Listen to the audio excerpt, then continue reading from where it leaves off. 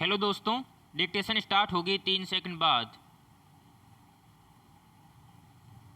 Start. इससे बड़ी विडंबना क्या होगी कि बिना किसी ठोस आधार के जाहिर बयानों की वजह से उपजे विवाद को चिकित्सा की दो पद्धतियों के बीच टकराव के तौर पर पेश करने की कोशिश हो रही है।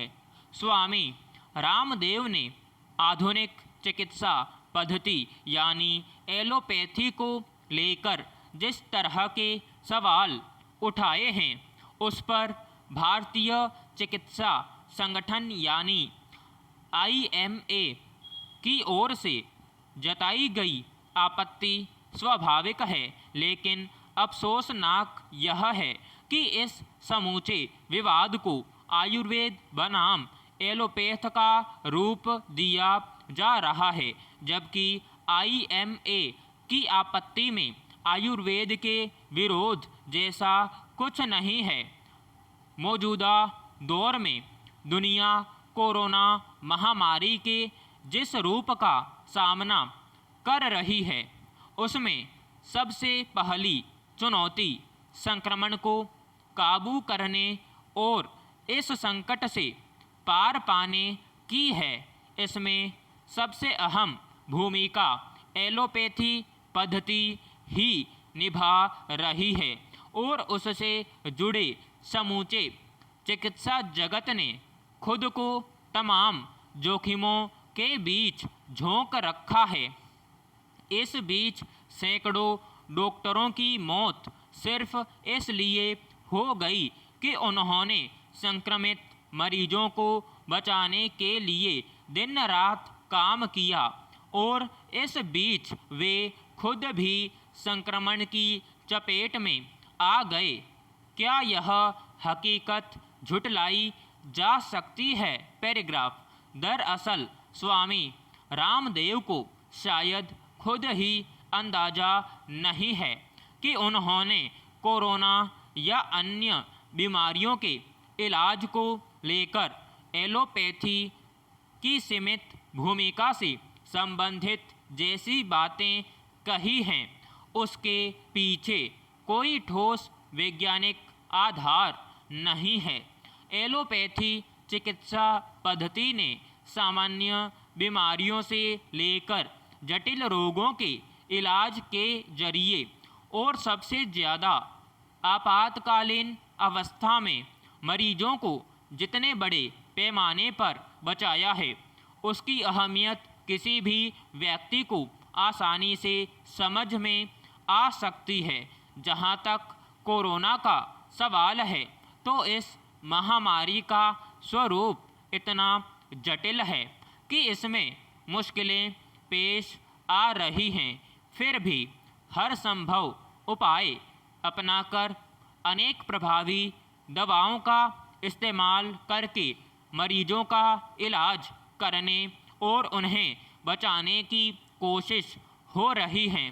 ज़्यादा संवेदनशील मामले कई बार संभाले नहीं जा पाते और मरीज की मौत हो जाती है। फिर भी यह जग जाहिर है कि देश और दुनिया भर में आधुनिक चिकित्सा पद्धति के जरिए ही इसे नियंत्रित करने का प्रयास सफल हो रहा है। पैराग्राफ। यह ध्यान रखने की ज़रूरत है कि चिकित्सा विज्ञान प्रयोग का विषय है और रोज़ इसमें नई खोजें सामने आ सकती हैं। ऐसे में महज कारोबारी हित के लिए बेवजह का विवाद खड़ा करना कितना उचित है?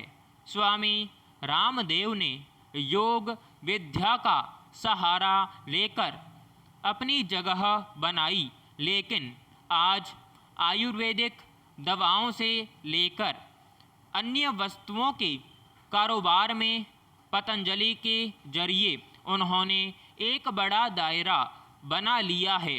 इसके बावजूद सच यह है कि वे आयुर्वेदिक चिकित्सा पद्धति का प्रतिनिधि चेहरा नहीं हो सकते। देश में आयुर्वेद की एक लंबी परंपरा रही है और उसका अपना महत्व है। इसे न केवल जन सामान्य के बीच एक विश्वसनीय जगह हासिल है, बल्कि सांस्थानिक तौर पर भी इसकी व्यापक स्वीकार्यता रही है।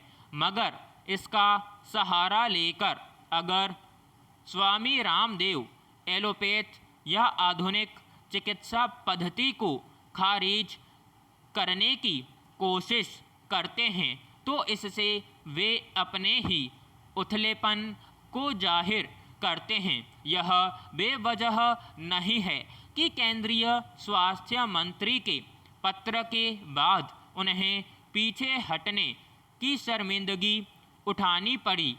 उनके अगंभीर बयानों से उपजे विवाद से किसका कितना भला होगा यह समझना मुश्किल नहीं है, लेकिन इस टकराव के विस्तार का एक बड़ा नुकसान यह हो सकता है। आम लोगों के बीच एक भ्रम की स्थिति बनेगी कि वे किस पर और कैसे विश्वास करें। सवाल है कि क्या यह भावी तस्वीर किसी को भी स्वीकार होगी। पैराग्राफ। वर्तमान महामारी में सभी ने समाज में एक दूसरे का अपने अपने स्तर पर सहयोग किया है।